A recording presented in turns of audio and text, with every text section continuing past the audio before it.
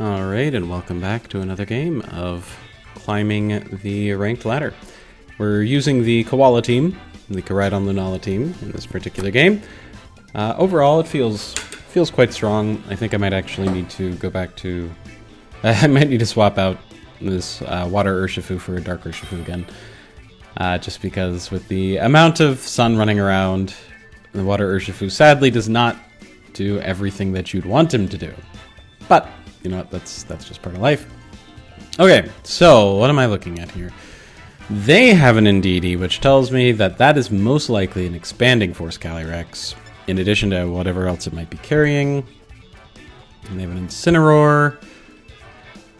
They just kind of have all the things, don't they? Oh, that's cool. That's neat. I think we're just gonna open with those two. Bring the bear. Bear actually can do some fun stuff here. I kind of want to bring him, but only kind of. I think we might actually bring Joy in this case so that she can redirect any spores should they decide to bring their Amoonguss. Okay, cool. Well, I like that well enough.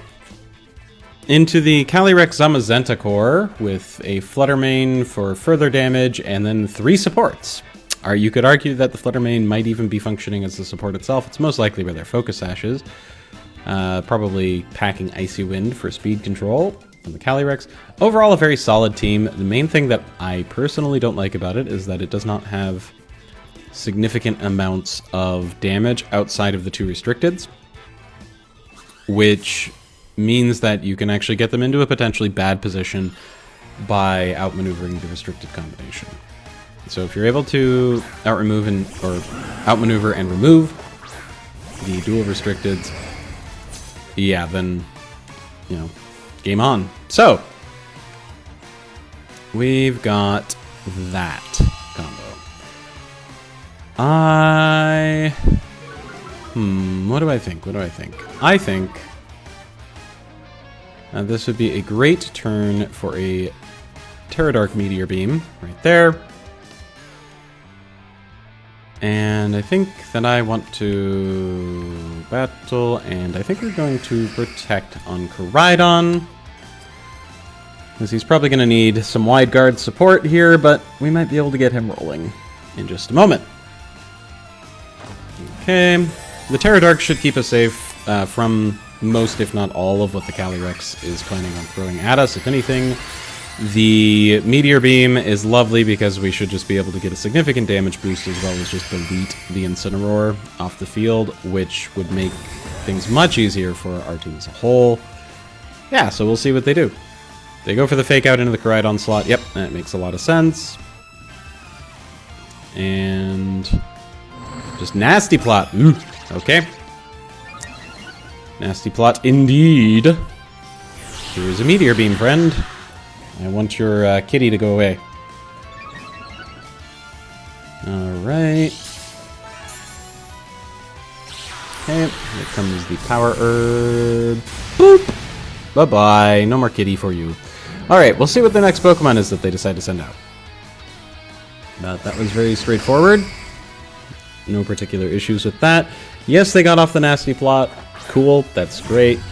Flutter Mane, okay, so they're going for the hardcore speed control here.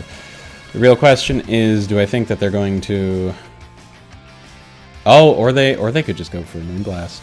Do I think they're going to single target me? Or double target? That's the real question. I think that we're going to see a... You know what? No, we're going to drop an Expanding Force of our own. Indeedee! Come on out. They might go for the Moonblast. We'll see. I wouldn't be surprised to see them go for a... like an Astral Barrage this turn, or to at least go for an Icy Wind plus other move. Icy Wind, Astral Barrage, maybe? So the thought process behind the Indeedee coming out is actually to turn their Expanding Force into a spread move so that we can wide guard it out. And we'll see what their offensive option is. Okay, there your Terra Ghost. Alright. So Indeedee should be quite safe. Moonblast is gonna hurt.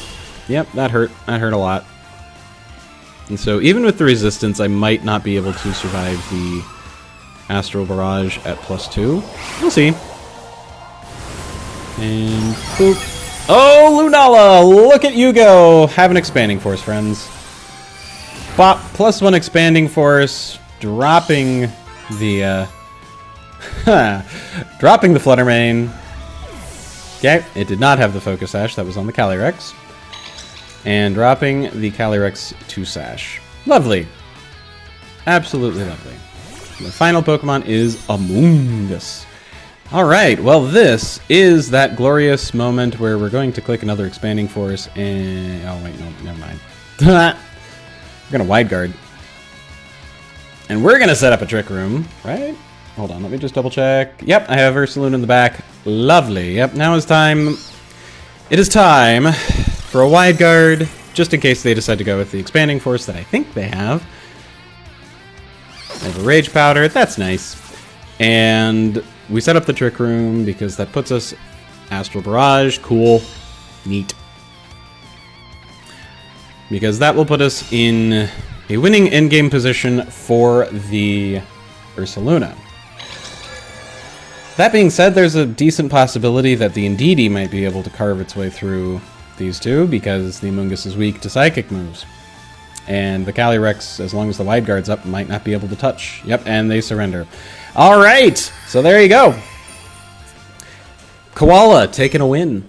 Overall, I do think that the Koraidon Lunala archetype is very strong. There's a lot of good things going on in that combination. You've got a lot of utility, you've got a lot of high damage. So yeah. Anyway, thank you for watching the video. Hope you have a fantastic day and look to see you in the next one.